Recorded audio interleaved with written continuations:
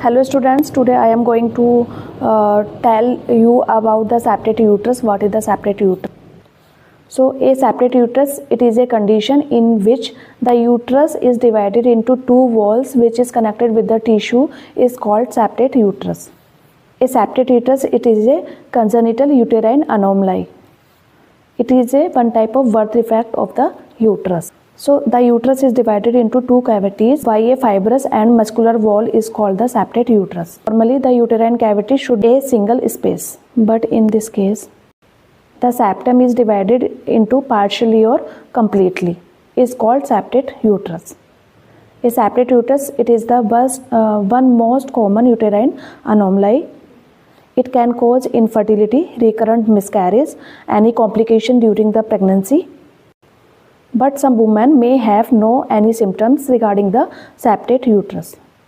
Its treatment usually involves a surgical procedure called hysteroscopic septum resection. अगर हम इस चीज़ को हिंदी में बात करें तो यह एक जन्मजात गर्भाशय का असामान्यता है। इसमें गर्भाशय की अंदरूनी गुहा यूटेराइन कैविटी को एक रेशेदार या पेशीय दीवार सेप्टम जो होती है वो इसकी दीवार को दो हिस्सों में बांट देती है।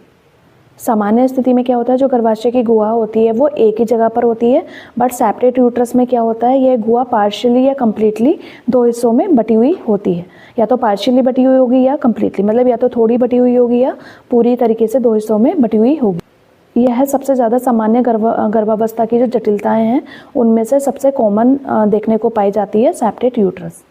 इसके कारण जो है वो बाझपन या बार बार मिसकैरेज होना या फिर बार बार प्रेगनेंसी में जटिलताएं आना, ऐसी टाइप की प्रॉब्लम्स देखने को मिलती हैं जो कि कई बार बहुत ही सामान्य होती हैं, किसी महिला में पता भी नहीं चलता है और किसी किसी महिला में ये मिसकैरेज का, अबॉर्शन का, इनफर्टिलिटी का कारण भी बनती हैं।